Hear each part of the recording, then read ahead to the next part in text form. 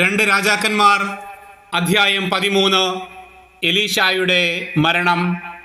എലീശ രോഗഗ്രസ്തനായി മരണത്തോടടുത്തു. Israel രാജാവായ യഹോവാഷ് അവൻ്റെ അടുത്തു വന്ന് കരഞ്ഞുകൊണ്ട് പറഞ്ഞു, പിതാവേ, എൻ്റെ പിതാവേ, ഇസ്രായേലിൻ്റെ രഥങ്ങളും സാരഥികളും. എലീശ പറഞ്ഞു, അമ്പും വില്ലും എടുക്കുക. അവൻ എടുത്തു. എലീശ തുടർന്നു, വില്ല് കുലയ്ക്കുക. അവൻ വില്ല് കുലച്ചു. രാജാവിൻ്റെ കൈകളിൽ മേൽ കൈകൾ വെച്ചുകൊണ്ട് എലീശ പറഞ്ഞു, കിഴക്കോട്ടുള്ള കിളിവാതിൽ തുറക്കുക. അവൻ തുറന്നു. എലീശ പറഞ്ഞു, എയ്യുക. അവൻ എയ്തു. അപ്പോൾ എലീശ പറഞ്ഞു, കർത്താവിൻ്റെ വിജയാസ്ത്രം, സിറിയക്കെതിരായുള്ള വിജയാസ്ത്രം. ആഫെക്കിൽ വെച്ച് സിറിയയുമായി യുദ്ധം ചെയ്ത് നീ അവരെ നശിപ്പിക്കും. അവൻ തുടർന്നു, അമ്പുകൾ എടുക്കുക. അവൻ എടുത്തു.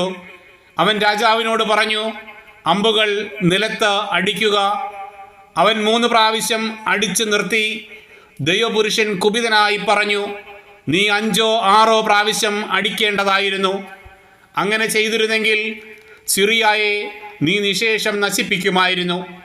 ഇനി 3 പ്രാവശ്യമേ നീ സിറിയയെ തോൽപ്പിക്കുകയുള്ളൂ. എലീശ മരിച്ചു. അവർ അവനെ സംസ്കരിച്ചു. വസന്തകാലത്ത് മോവാബ്യർ കൂട്ടമായി വന്ന് ദേശം ആക്രമിച്ചു.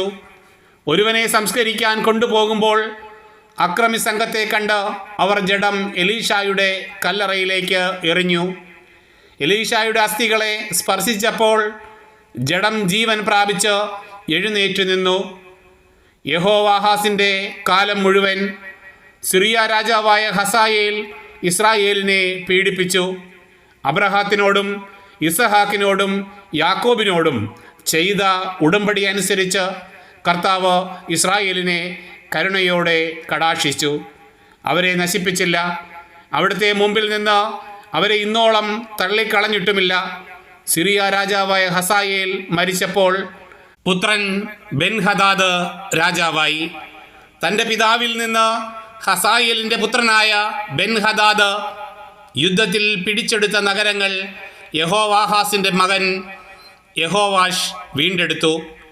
യഹോവാഷ് 3 പ്രാവശ്യം ബെൻഹദാദിനെ തോൽപ്പിച്ച് ഇസ്രായേൽ നഗരങ്ങൾ വീണ്ടെടുത്തു.